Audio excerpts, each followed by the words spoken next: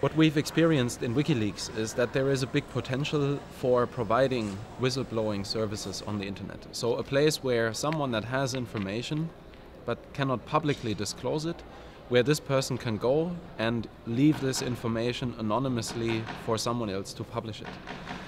This is quite precisely, this whole concept has such a big potential that at some point in time you will get more information than you can handle.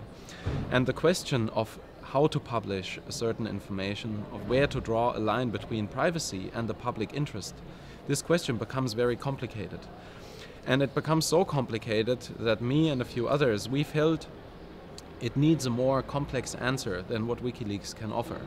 So we are working on a project called Openleaks, which will just focus on this technological part to anonymously accept material from third-party sources, but to make sure that this material reaches other organizations, existing organizations like the media and NGOs, and leave all the questions in respect to publication to these organizations. If you get a lot of documents, somebody has to decide where they go. And the easiest and the most just solution, I think, is to leave this up to the source, because the source might know who has an interest. So the source can now say, they give it to a certain NGO, as you suggested, but they can also say how long it remains exclusively with that NGO.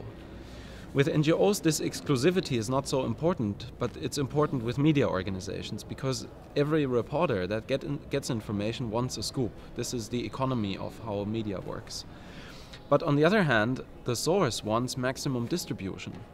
So now they can say that an NGO or somebody else gets it for 4 weeks, and that's the time they have it exclusively, and that's the time they can make the scoop. And after this 4 weeks, the document is distributed within the system to the other partners. When we published the ClimateGate documents, after we published them, it turned out that it looked like it was not the full set of emails, but it was rather just a selection of emails that portrayed climate change in a particular fashion. So this was collected to manipulate the public opinion on climate change.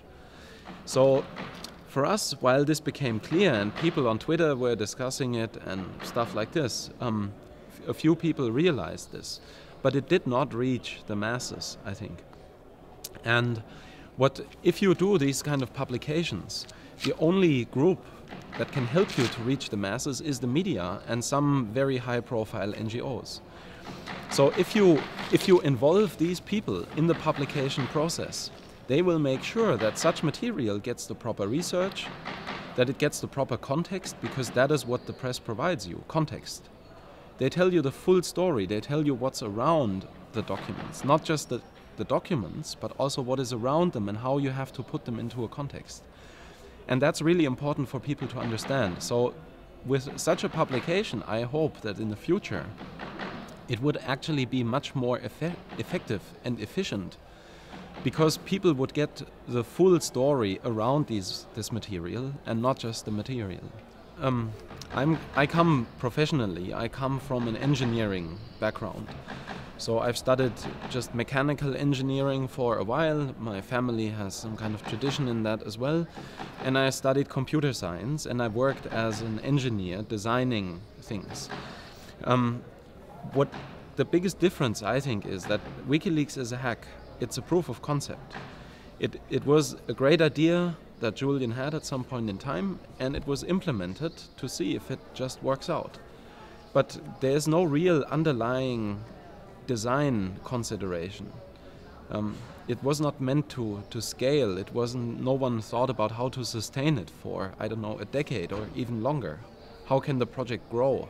These kind of things have just not been designed into the project. Generally, I think it's good that a lot of other platforms are appearing. You know, I've just seen, Greenleaks is establishing itself. They have this environmental angle. There's a couple of other projects like Brussels Leaks and Indo Leaks that are trying to take a certain specific angle, and that I think generally is good. What you have to make sure, and this will be the biggest problem in the future, is how to make sure that these guys know what they are doing, and that the technology is not weak, and doesn't expose a source or somebody else. Do you imagine exchange of experience if someone asks you?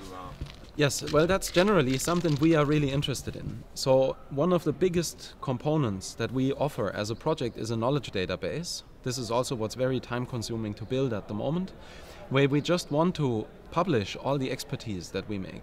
Legal, especially legal research, but also some technical stuff, so that other projects can build on our expertise.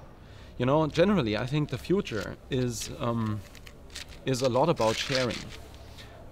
We're becoming a globalized society, and we have to redefine how we share information on a global scale. So we have to make sure we are developing this understanding of being a global community and of the necessity to share the experience we have beyond the boundaries that we know today.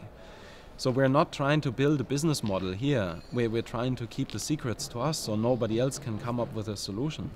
But we are trying to make sure that others can also build good solutions.